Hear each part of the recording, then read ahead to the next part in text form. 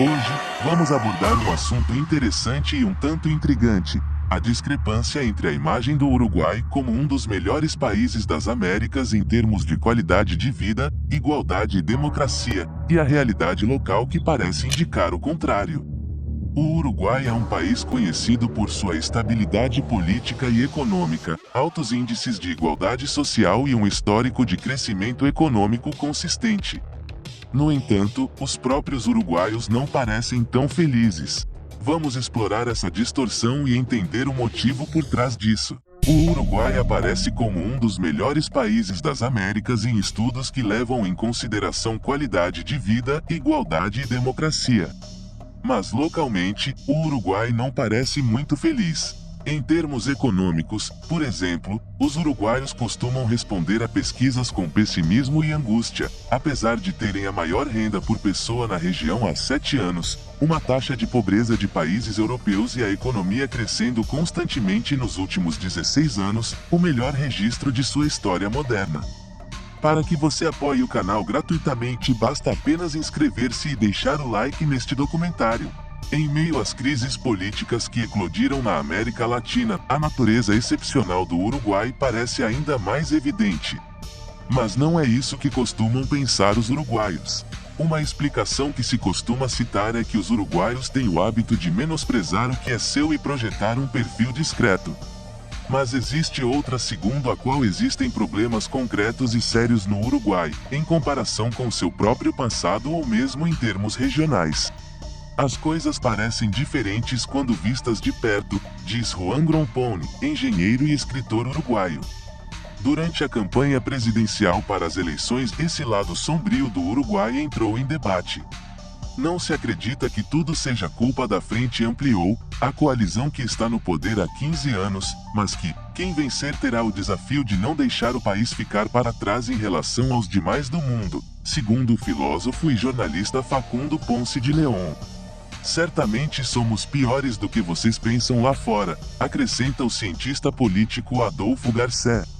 Quer dizer, em termos gerais, estamos bem, mas o Uruguai está bem porque é um país crítico, porque o inconformismo é uma tradição.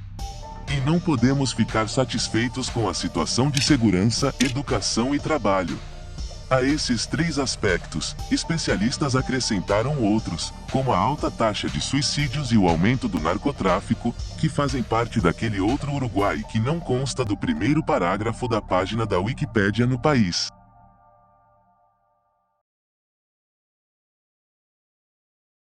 O Uruguai tem a segunda maior taxa de suicídio na América Latina depois da Guiana, segundo a Organização Mundial da Saúde. Com aproximadamente 25 mortes por 100 mil habitantes em 2019, um aumento de 3% em relação ao ano anterior, esse número é o dobro da média mundial. Para uma pergunta tão complexa quanto a razão pela qual tantos uruguaios cometem suicídio, existem várias respostas que combinam fatores sociais, familiares e pessoais, mas um fato repetido por especialistas é que os principais grupos de risco são idosos e adolescentes. O Uruguai, com uma expectativa de vida de um país desenvolvido, possui a segunda população mais velha da região, depois de Cuba. Os críticos dizem que os sistemas de acompanhamento público são insuficientes e os incipientes e privados são muito caros.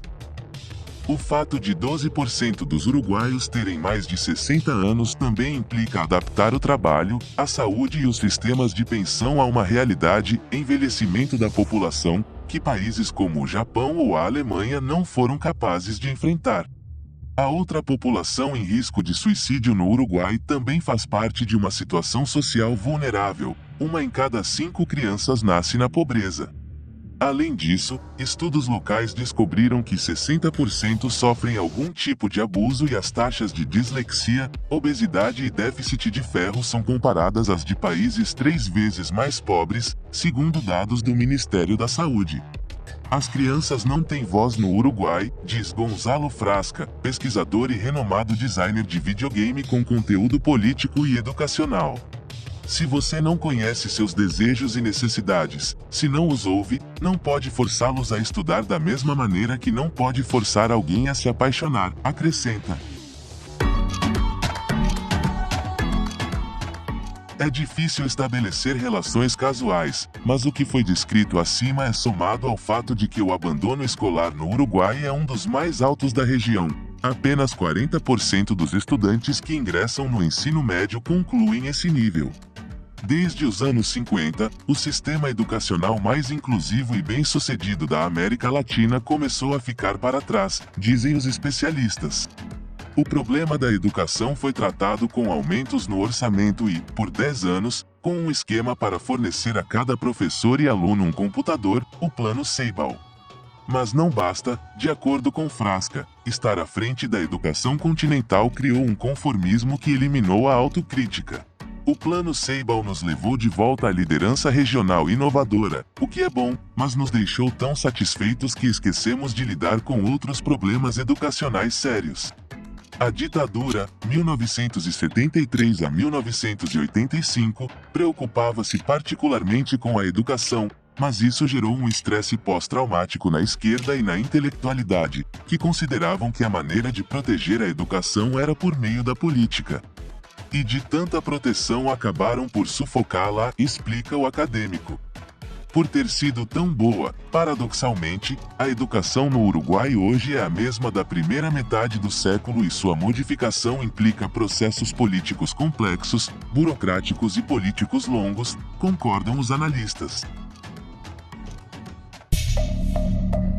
O Uruguai nunca superou a exportação segundo dados oficiais. Cerca de 3,5 milhões de pessoas vivem no Uruguai, enquanto cerca de 500 mil uruguaios vivem no exterior. A fuga de cérebros é outro problema para a educação, porque a capacidade de ensino e pesquisa é perdida. Mas isso também tem impacto no emprego, porque dificulta a modernização do sistema de produção em um país com uma tradição de exportação de carne e produtos agrícolas ameaçada pela automação. O Instituto Nacional de Estatística informou que o desemprego no ano passado foi de 9,8%, a taxa mais alta desde 2007 e, segundo o Banco Mundial, uma das mais altas da América Latina. Desde 2014, vimos uma desaceleração da economia, que cresceu, mas houve setores que entraram em recessão, como construção e partes de indústrias, diz Laura Raffo, economista e consultora. Nesse cenário, muitos empreendedores reduziram a disposição de contratar, acrescenta. Embora a economia uruguaia tenha se diversificado nos últimos 15 anos, ainda é muito dependente dos preços internacionais de matérias-primas. Uma preocupação comum entre especialistas e candidatos à presidência é que o país fique para trás do resto do mundo. Ninguém diria que no Uruguai não precisamos de um treinamento melhor, especialmente técnico e digital, para preparar a mão de obra para o mundo no qual todas as empresas estão entrando no mercado de trabalho, conclui Raffo. A calma que destacou o Uruguai nos últimos 30 anos parece ter sido interrompida na última década. Somente em 2018, os homicídios aumentaram 45%, os roubos com violência 53% e os sem violência 23% em relação ao ano anterior, segundo o Ministério do Interior. Embora os números permaneçam proporcionalmente baixos em comparação com o resto da América Latina, a mudança modificou a qualidade de vida de muitos, que, sobrecarregados por histórias de insegurança em conversas, redes sociais e mídia, colocam grades, cercas elétricas e alarmes em suas casas.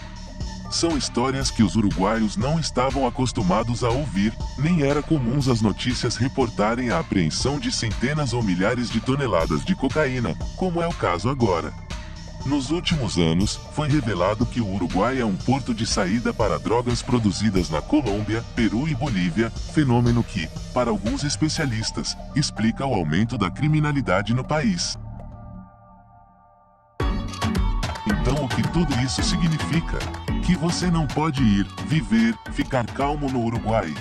O Uruguai continua sendo um dos países mais seguros, prósperos e iguais da América Latina. No exterior ainda existe uma imagem levemente idílica de um país das maravilhas.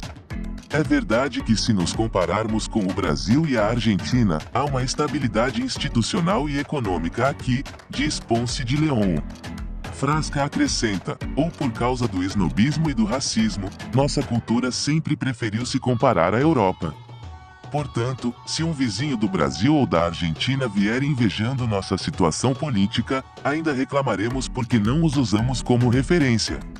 Há também um componente histórico. Segundo Garcés, fomos educados com a ideia de que na primeira metade do século XX houve um tempo de glória. Então sempre houve o desejo de recuperar os tempos perdidos, na política, na economia, em cultura e futebol. Nem país perfeito nem país fracassado, é o Uruguai, apenas. Se gostou deste documentário, deixe seu like e inscreva-se no canal para não perder os próximos conteúdos. Obrigado por assistir até aqui, fique com esse documentário que fala sobre esta ilha que vem crescendo e vai dominar o polo industrial no mundo da tecnologia e muitos países não estão satisfeitos com essa evolução toda. Te vejo lá.